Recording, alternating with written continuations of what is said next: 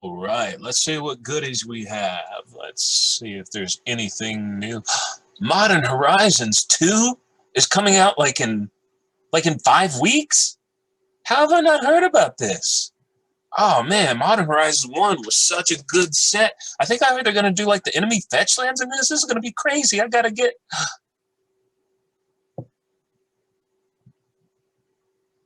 Oh no.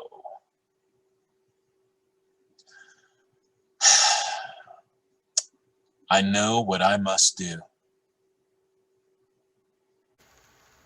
Brethren, I summon you before me because I bring tidings of a new dawn on the horizon.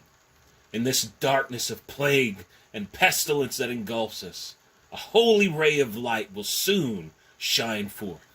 This light, my comrades, bears a price, a terrible price, a price that must be paid with a noble sacrifice one of you will make. As you face an uncertain future, remember the joy we shared.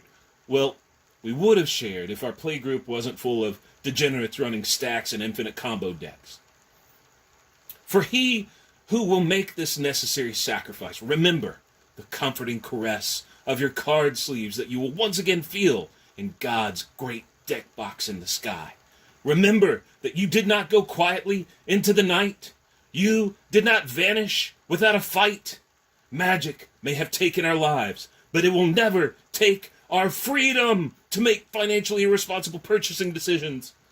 For the noble soul selected, know that it is because of your unparalleled value in achieving this price. It is because you shine.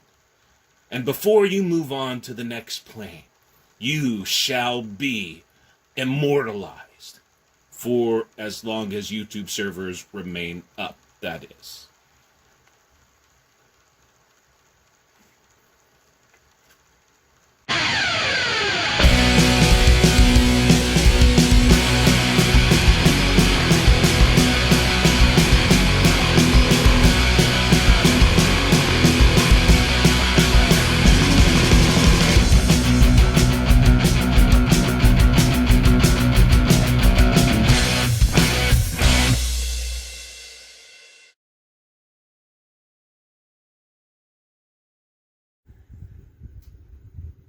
The sacrifice has been chosen, and our sacrifice is one of my commander decks, Firesong and Sunspeaker. So there's a story on this deck, and let me tell you the story quickly. So Firesong and Sunspeaker is a cautionary tale. In the darkness of 2020, while I was stuck at home shopping online from different card agencies and stuff, I decided that I realized that this deck, I'd had it built, and I noticed that a lot of the cards were like kind of common or uncommon or cheaper rares that I could very easily get the foil version of the cards that I had. Before this, I never really cared about the condition of a card. I didn't care if it was foil or masterpiece or anything like that. But when I realized that, the first draft, that's important because Firesong and Sunspeaker, of course, as any commander deck that sticks around, it gets redrafted, and you get revisions, you get additions, you make cuts. But the first draft, it was really affordable for me to just foil it out almost completely with very little economic impact to me. That did change. However, once I got started down that hill, I gained so much momentum that it was really hard to stop. And so, Modern Horizons 2 and the price tag of it is the perfect excuse for me to go ahead and piece Firesong and Sunspeaker out, go ahead and retire the deck. There are, though, some really pretty cards that I want to show. There's some very pretty foils. Because we're looking at so many foils in this video, please be aware that the focus may get wonky. I'll try to fix it when it comes up, but just a caution. Just to look a bit closer at the commander, if you're not aware, this was the promo, the buy box promo for Dominaria way back in the day, 25 sets ago. My goodness. But this gave your red instants and sorcery spells lifelink, and that's really... I tried to abuse that with a few cards in here, where you just kind of gain so much life that there are some... I don't want to say it's instant win, because they have to stay on field for maybe a turn or so, but, there are some win conditions in the deck that you'll soon see that are dependent on your life total. But it also lets you kind of do some pingage with your white instants and sorceries. Basically, if you cast a white instant or sorcery that gains you life, you can ping a target creature or player for 3. There are some cards in here you'll see that may hopefully push that up to a bit more damage than 3. So let's take a look at some of the cards in this deck. We'll start first with the basic lands here. So there are mixed thoughts on Zendikar Rising, but I'll tell you one of the best things about that set. I mean, there was that chaos of Omnath in Standard before he got banned, but if you look at the economic affordability of full art foil lands, Zendikar Rising was a blessing, because here I have the full art plains. This one's probably my more favorite version. But yeah, Zendikar Rising made these very affordable. I want to say they were like under $1, which to me was ridiculous, because I bet some of you remember how expensive these used to be. Of course, they also used to be much more rare, but the collector packs definitely flooded the marketplace with these full art foils of the basic lands. And I have here my mountain full arts. And I mean, they're pretty. I like them.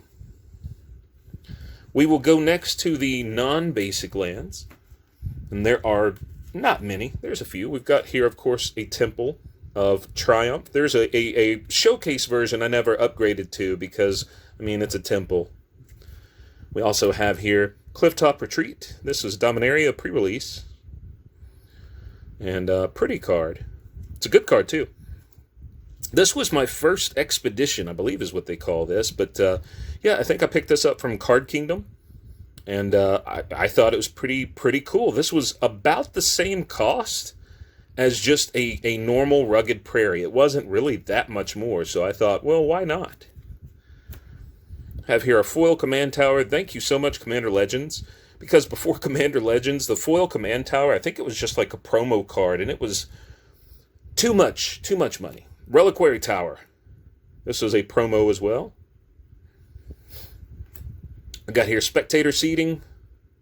So, I mean, you can see I've been building this even recently. This was really just I decided today that this was something that I had to do in order to afford what's coming out soon. Battlefield Forge. Sacred Foundry. This was another one that I was like, I want to say this may have actually been a little cheaper than just the non-foil variant. Sometimes the pricing I don't get. The condition is fine, but for some reason it was just about equal, if not maybe a little less than the non-foil Sacred Foundry.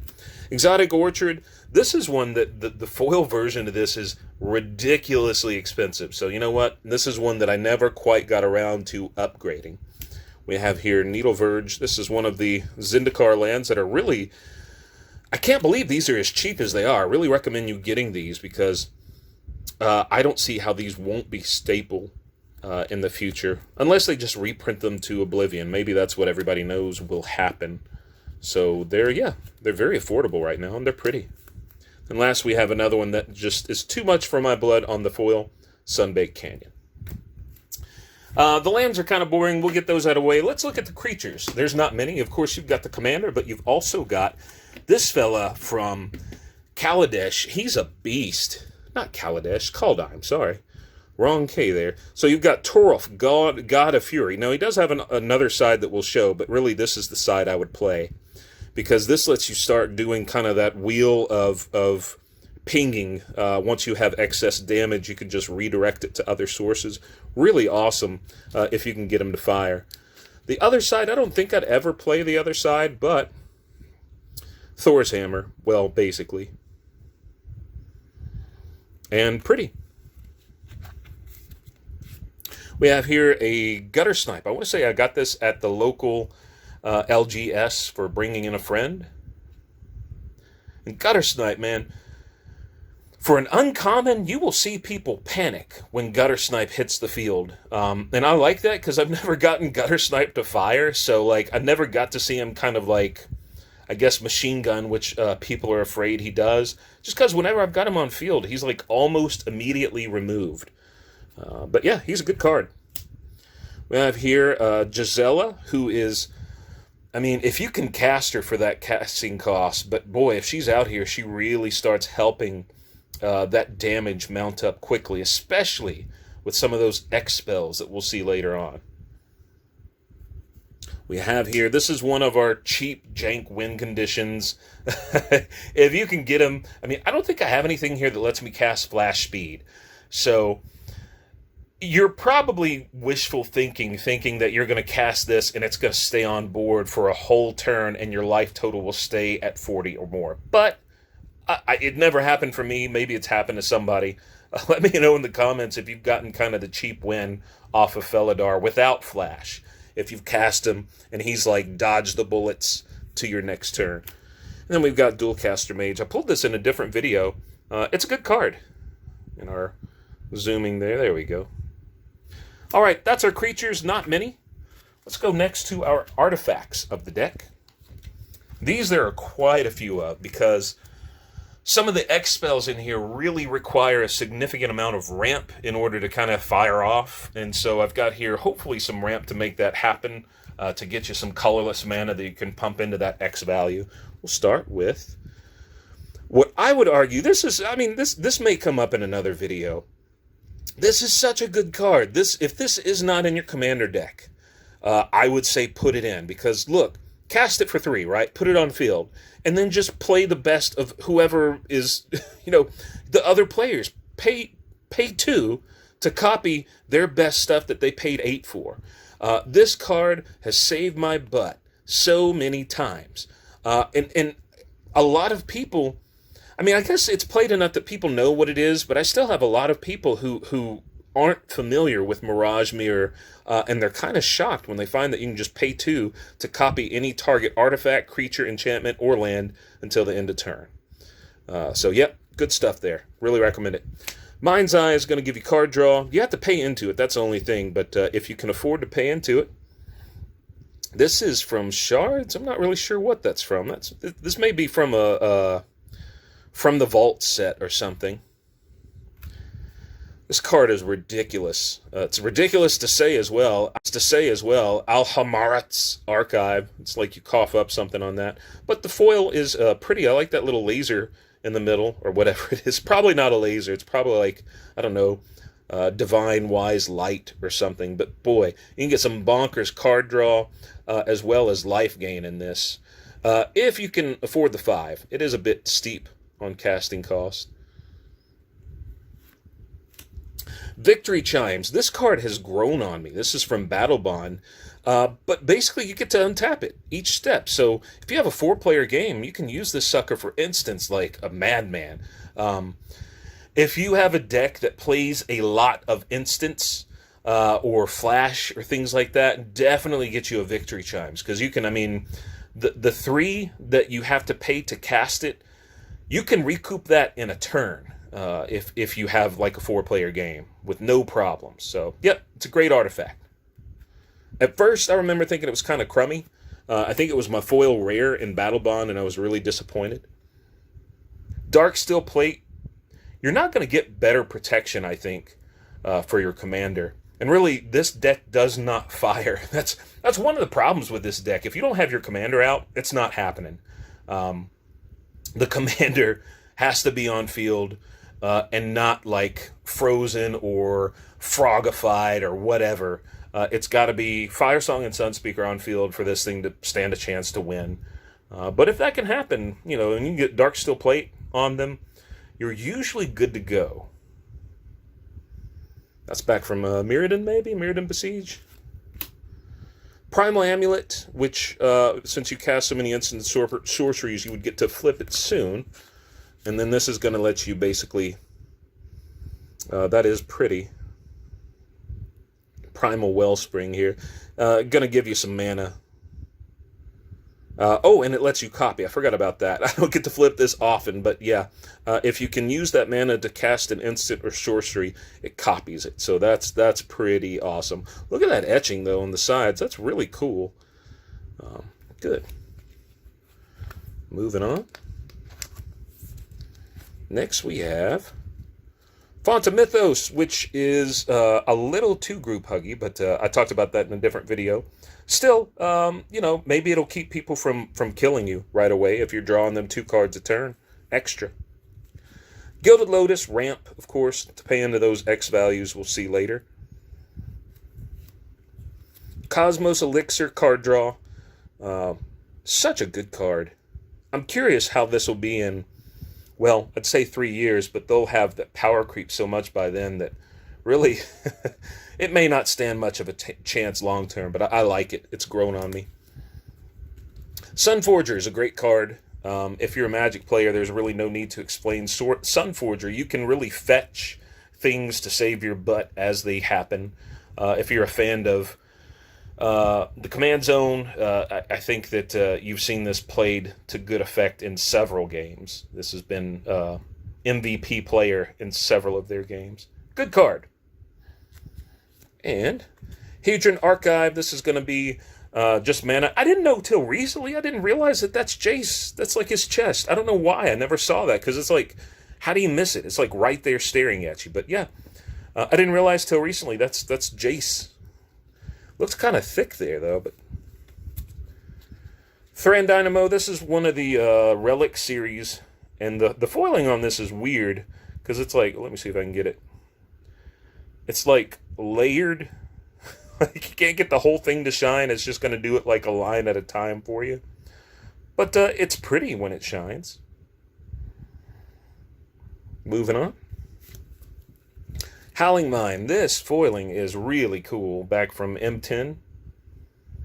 It's not my favorite artwork of Howling Mine, but I think it's my favorite foil artwork of it.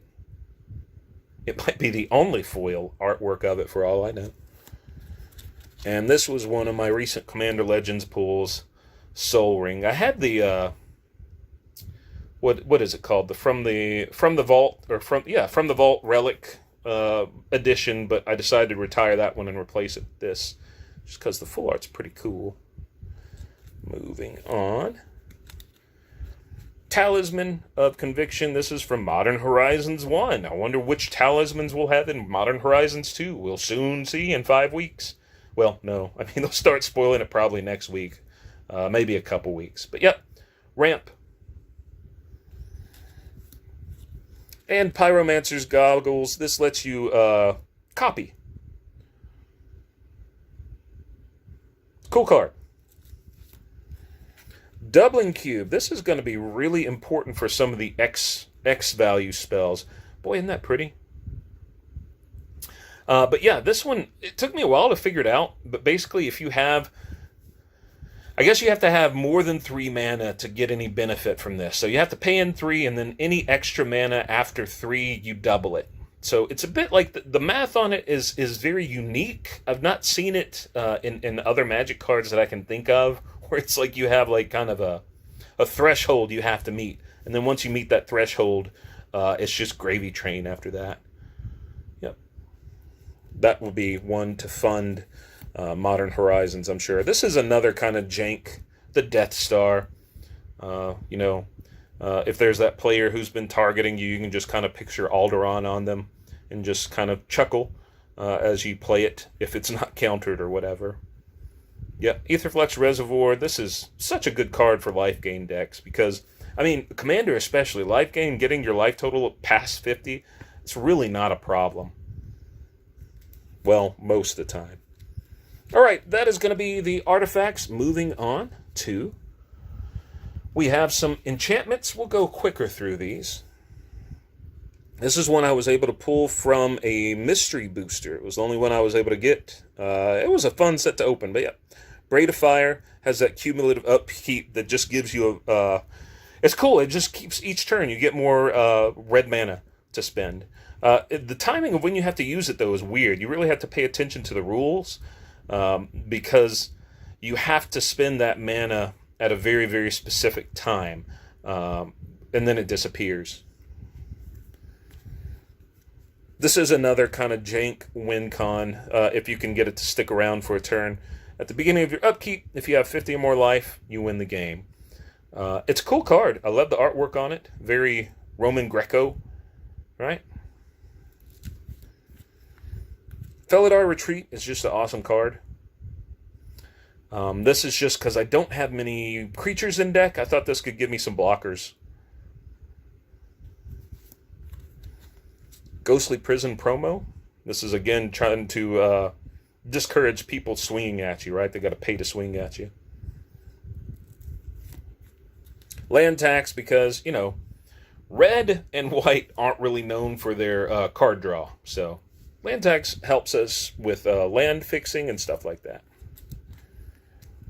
Dual casting on commander would be awesome. I was never able to pull this off, though. But if I could get this on my commander, I could. I guess any creature, I could tap it to copy my instants and sorceries, right? Moving on. It's one of the new ones from Zendikar, right? Zendikar Rising, Roiling Vortex.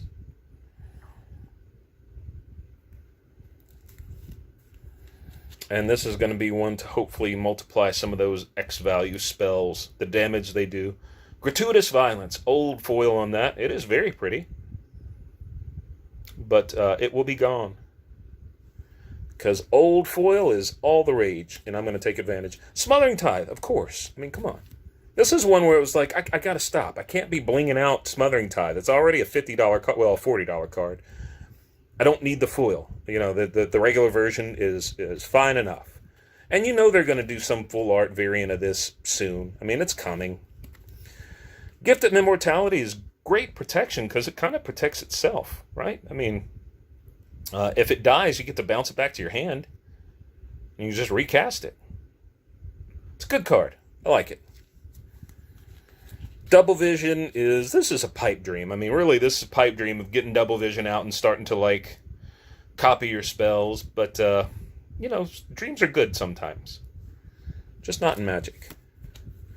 Fire Emancipation. This card, when I saw this, I think I actually salivated onto the desk. This is such a good card. Although the casting cost is what it is. But, Commander, you can hit 6. I mean, that's feasible.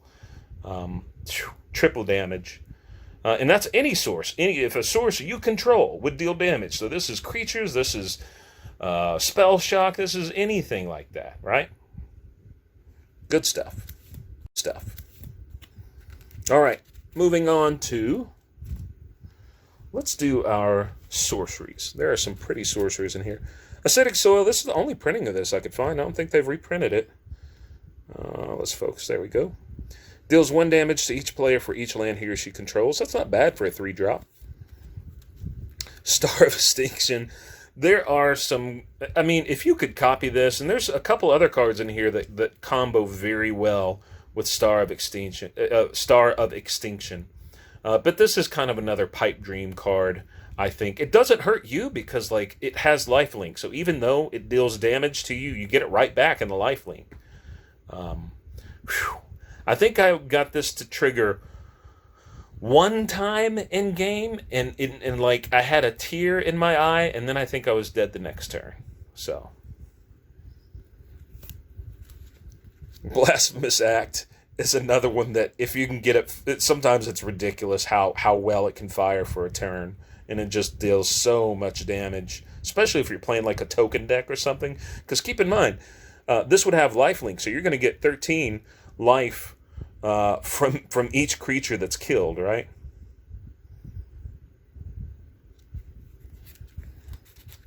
Roiling Earthquake, Horsemanship, right? They reprinted this recently, I guess, in Commander Legends, but this is the old one that has that odd foiling, like the stripe foiling. I wonder why that is. Was this the only set that had that kind of foiling? Does anybody know? Yeah. I mean, it's still pretty. Solar Blaze, this thing's a beast.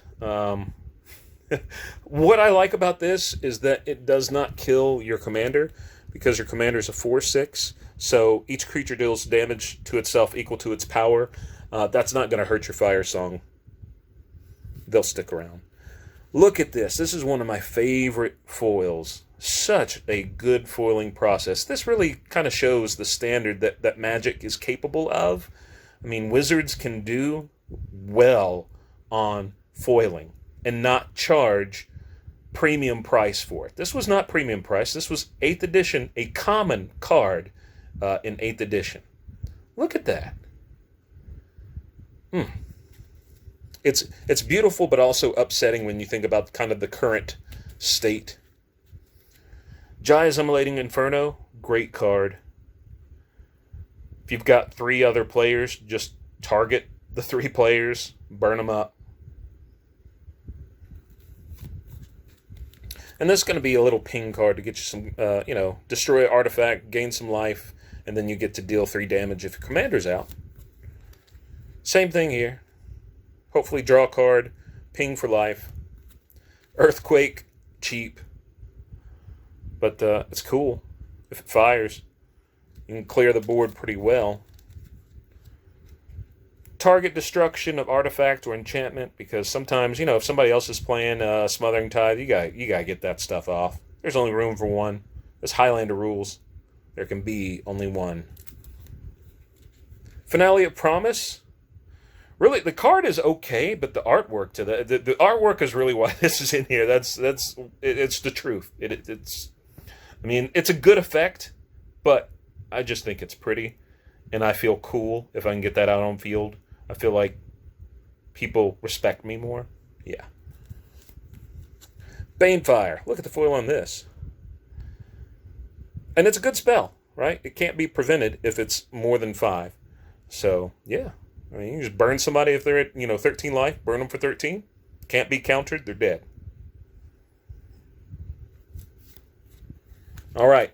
Last stack will be our instants. We've got here, let me focus in on it. There we go, Spiritualize.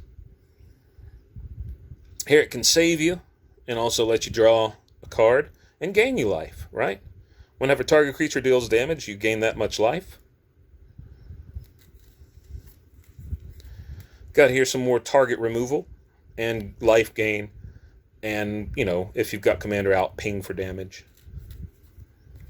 Lightning Helix, of course, because there you get both triggers. It's a white spell and it's a white spell and a red spell, so you would get the trigger of lifelink on, you'd get the lifelink on the damage, you'd get to gain the 3 life, and you'd also get to do the damage from the life gain, if that makes sense. It really just uses every effect of our commander. And it's only a 2-drop. Reviving Dose, card draw, life gain, pingage. Old school border. Dawn Charm, protecting our commander. This one is another just great. Is this 8th edition too? Boy, 8th edition had it going on with foils. Inferno deals 6 damage to each creature and each player. So this is going to be another one that gets wonky with lifelink. Pretty. Here, card draw. And this is going to be one like, it was my dream to have this with, what was it? The dinosaur one with the meteor. Hold on. Sorry, let's see, that was Star of Extinction. Yeah, so if you can get Arcbond, lets you choose target creature. Whenever that creature is dealt damage this turn, it deals that much damage to each other creature and each player. If you can pump that on top of, if you've got the mana for it, Star of Extinction, that's going to be great. That might be game over pretty much. I don't think you could. I don't think an opponent could make it past that. This is going to probably be in a different video because this is such a good card. This has saved my butt probably more than any other Magic card that I've ever used. Deflecting Palm, 2-drop.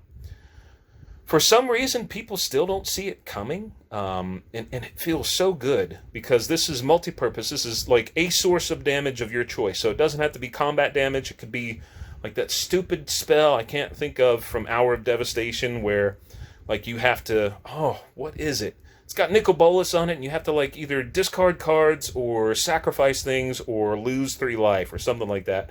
That has saved me from that spell and many other spells. Great card. The value on it is cheap. If you don't have this and you play Boros, whew, man, get it. Trust me. It's a good card. It's going to be another X burn value. Right? And you can do that surge cost to remove one of the X's for the cost. Easy enough to pull off in this deck because you've got so many instants and sorceries. Eerie Interlude to bounce her stuff and protect it, right? Revitalize was just a pretty card that I pulled recently. And it's a good card in deck. Boros Charm gives us protection. Actually gives a little bit of adaptability, because you can also, if you don't need to protect anything, you also do double strike if you wanted to. Really, it's going to be another burn, right? Deals 4 damage to target player or planeswalker. And Electro Dominance, we're almost done. This is one that's going to be an X damage. Chastise. Destroy target attacking creature. You gain life equal to its power. I've used this on some big beefy boys, and it was fun. All right, and that is the deck. So we shall sing a dirge in Firesong and Sunspeaker's honor. It was fun to play. I mean, it was a fun game, or excuse me, it was a fun commander to have, but again, it was one of those that I really couldn't play it unless I had a pretty big play group. Because if you're playing like just 2 other people, it's really hard for it to fire. And, you know, really the financial value of some of these cards, I predict they'll be reprinted and the financial value won't really go up on some. I'm going to take the gamble and go ahead and cash them out now and get some of that Modern Horizon 2 sweetness. Hey, thanks for the attention, guys. You have a great day. And if you have any suggestions for things that I should keep, maybe I'm mistaken and I shouldn't get rid of some of these cards in here, let me know in the comments. Maybe in 2 years, if it spikes up, I'll give you a big virtual hug for your advice. Bye, guys.